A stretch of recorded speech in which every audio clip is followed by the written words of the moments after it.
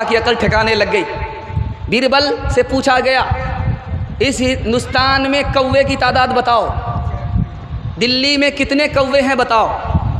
बीरबल ने समझ लिया कि ये तो उल्टा सीधा सवाल है, इसका उल्टा सीधा ही जवाब देना होगा। कहा कि हुजूर, दिल्ली में कौवे की तादाद 5555 है। तो लोगों ने कहा तेरा दिमाग ख़राब हो गया है, तुम्हें कैसे पता चल गया कि 5555 है? कहा कि यकीन नहीं तो गिन लो, बाप से भेंट हो जाएगी। तीसरी मिसाल आपके सामने आ रही है। 20 साल के बाद एक गैर मुस्लिम मुसलमान हुआ। 20 साल के बाद एक गैर मुस्लिम मुसलमान हुआ। अब वो उठता था राम राम, बैठता था राम राम, उठता था राम राम, बैठता था राम राम। लोगों ने कहा कैसा मुसलमान है, उठते बैठते राम राम ही कर रहा है। तो उसने कितना प्यारा जवाब दिया, बरसों का राम आहिस्ता आहिस्ता ही निकलेगा, इतनी जल्दी नहीं निकलेगा। इस हिंदुस्तान का बादशाह गुजरा, उसका नाम था औरंगज़ेब। दुआ कीजिए अल्लाह उनकी कब्र को नूर से भर दे। और हिंदुस्तान का नवाब था शिवाजी। शिवाजी और औरंगज़ेब बादशाह की लड़ाई हो गई। औरंगज़ेब ने शिवाजी के महल को, किले को घेर लिया, शिवाजी को बाहर निकलने ही नहीं दिया। दाना पानी जब ख़त्म हो गया तो शिवाजी ने अपनी माँ से कहा अब क्या करें, दाना पानी ख़त्म हो चुका है और मेरी जान का दुश्मन, खून का प्यासा औरंगज़ेब चारों तरफ से मुझको घेरे हुआ है। देखिए हिंदुस्तान कितना प्यारा, कितना खूबसूरत था।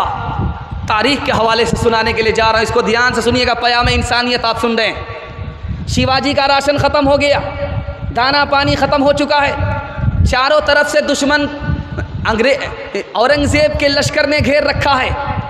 तो माँ से पूछा कि करें क्या करें? कहा क्या करें, औरंगज़ेब से पूछ लो। कहा औरंगज़ेब तो मेरी जान का दुश्मन है। कहा जान का दुश्मन ज़रूर है लेकिन मुसलमान है, तुमको सही मशवरा देगा, गलत मशवरा नहीं देगा। माँ ने कहा है शिवाजी से कि बेटा राशन ख़त्म हो गया, किसी से पूछना नहीं, औरंगज़ेब से पूछो।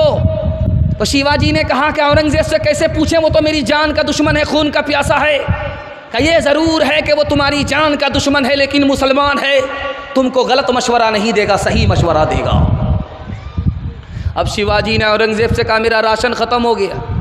कहा क्या फ़र्क पड़ता है, जंग बंद कर लो 10 साल के लिए और राशन का इंतज़ाम कर लो, जब राशन का इंतज़ाम हो जाएगा तो फिर जंग शुरू कर देना। 10 साल के लिए शिवाजी को टाइम दे रहा है। कौन टाइम दे रहा है? औरंगज़ेब बादशाह कि 10 साल के लिए जंग बंद कर दो और इंतज़ाम कर लो, उसके बाद जंग करना। अब औरंगज़ेब से कहा कि 10 साल में तो वो मजबूत हो जाएगा, आपके ऊपर हमला करेगा। तो औरंगज़ेब का जवाब सुनिए, मेरे नबी ने अपने दुश्मन से 10 साल के लिए जंग बंद किया था, मैंने अपने नबी की सुन्नत पर अमल किया है, मुझे यकीन है कि जो सुन्नत पर अमल करेगा वही कामयाब होगा। मैंने नबी की सुन्नत का दामन थामा है, मैं ही कामयाब रहूँगा।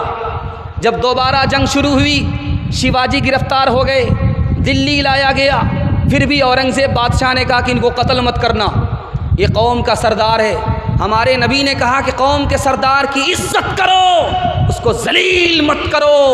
ये था खूबसूरत हिंदुस्तान, ये था खूबसूरत समाज, ये था भाईचारा, ये था औरंगज़ेब बादशाह का पयाम इंसानियत।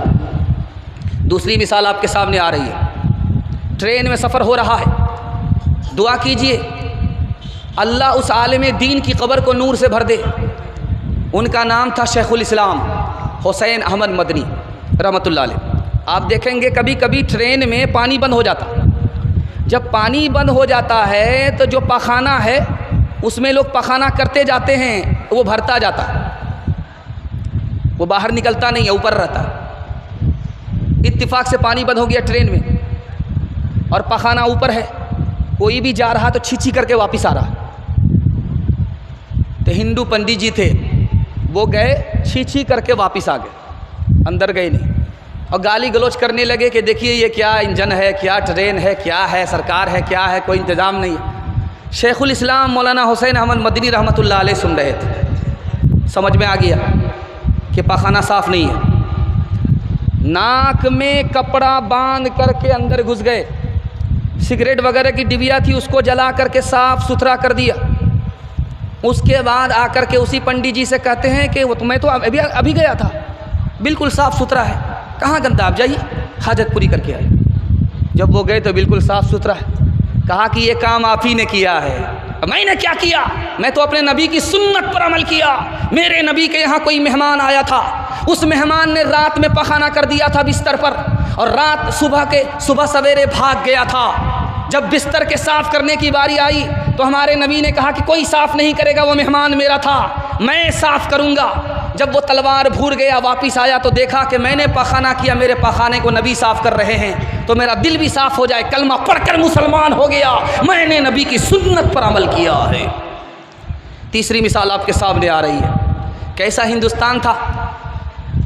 आखिर में कबूलियत की घड़ी में उसी हिंदुस्तान की हम लोग दुआ करेंगे, अल्लाह हिंदुस्तान में भाईचारगी को वापस फरमाए, हिंदू मुसलमान को आपस का भाई भाई बनाए।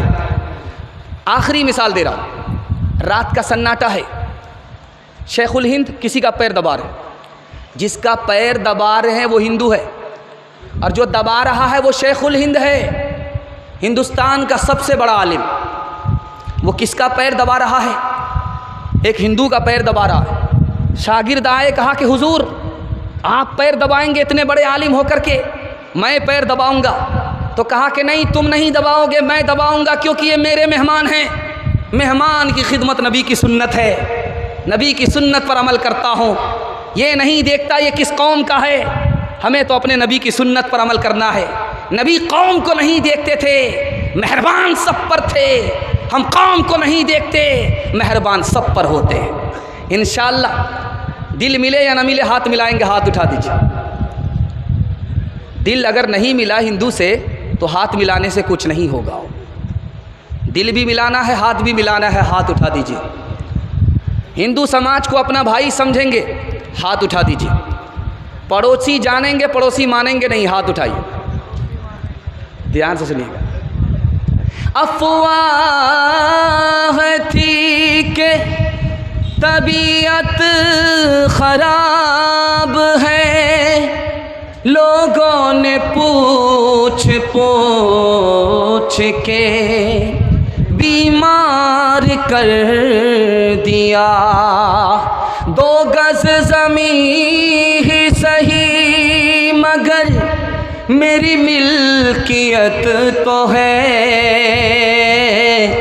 ऐ मौत तूने मुझको ज़मींदार कर दिया। मैं जब मर जाऊं तो मेरी अलग पहचान लिख देना, बिना पहचान का शहरी हूँ ये उन्वान लिख देना। मैं गलती से मुसलमान हूँ, इसी मिट्टी का पुतला हूँ। यहाँ अजदाद मिट्टी में मिले ये शान लिख देना।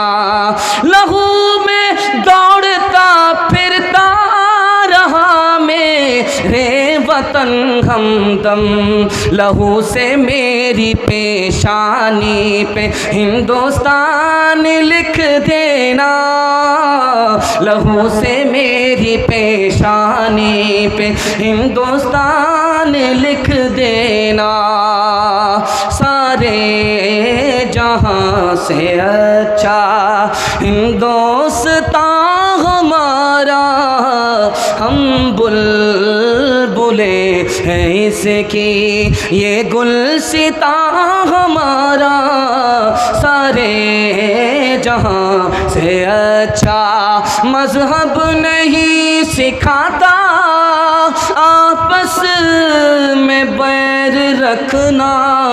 हिंदी है हम, वतन है हिंदुस्तान हमारा। सारे जहां से अच्छा। पैगाम निकल गया, आखिरी पैगाम रह गया, 3 मिनट का है। इजाज़त देंगे तो सुनाऊंगा। इजाज़त है? दोनों हाथ उठा दीजिए इंशाअल्लाह। ध्यान से सुनिएगा। आज एक तूफ़ान खड़ा है, हर आदमी को मकान बनाने की फ़िक्र है। ज़िंदगी छोटी है, लेकिन वो प्लान क्या बनाता है? 50 साल का मकान होना चाहिए, 70 साल का मकान होना चाहिए। प्लान